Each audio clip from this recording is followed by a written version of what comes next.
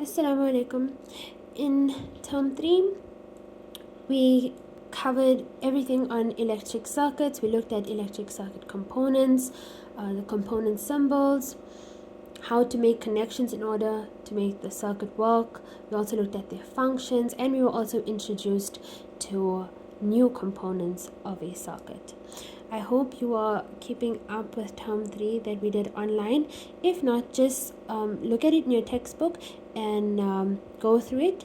If there's things you don't understand, just message me and we can go through it together. The mark for your term 3 report will come solely from this mini pad, so it is important that you complete it and you submit it to me by the 15th of September.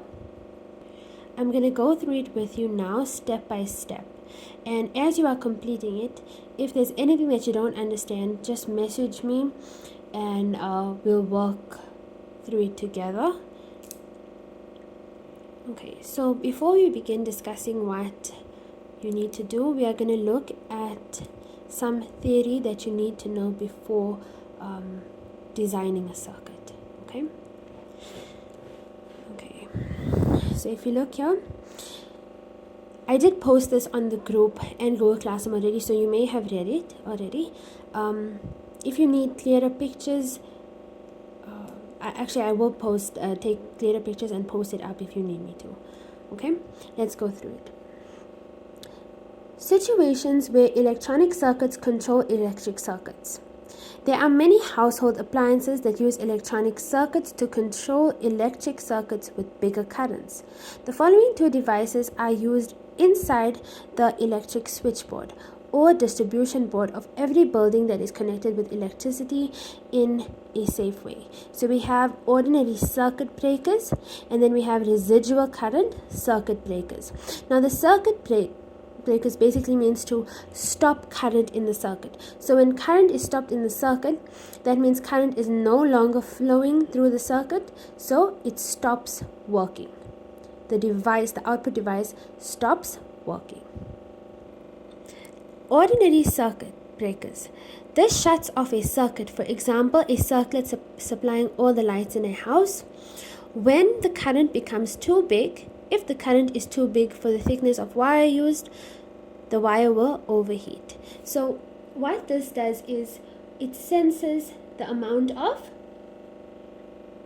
current flowing through the circuit, and if it is too much, it shuts off the circuit so that the circuit doesn't overheat. Okay, remember that this can cause fires, so it is used as a safety device also. Then we have residual current circuit breakers. This switches off the main power supply if it detects a leakage of power, such as when a person accidentally touches a live electrical wire or contact, and the electricity is then conducted through his or her body. This device has to cut the current very quickly, okay, because the person can die. Otherwise, the person can die due to electric shock. Therefore, it switches off the power even when it detects only a small amount of leakage of electrical current. Right, so these are two important components that you need to understand. Let's look at what an electronic circuit is. An electronic circuit is different from an electric circuit because it only uses a very small current, and because it uses electronic control devices such as thermistors, LDRs, diodes, and transistors. Now, if you were following with me when we did our term 3 work, a thermistor senses the temperature and it responds to the change in temperature. So for example, when the temperature increases, the resistance can increase as well, or when the temperature decreases, when the temperature increases, the resistance will decrease. Then we have LDRs, which are light dependent resistors. This responds in terms of light.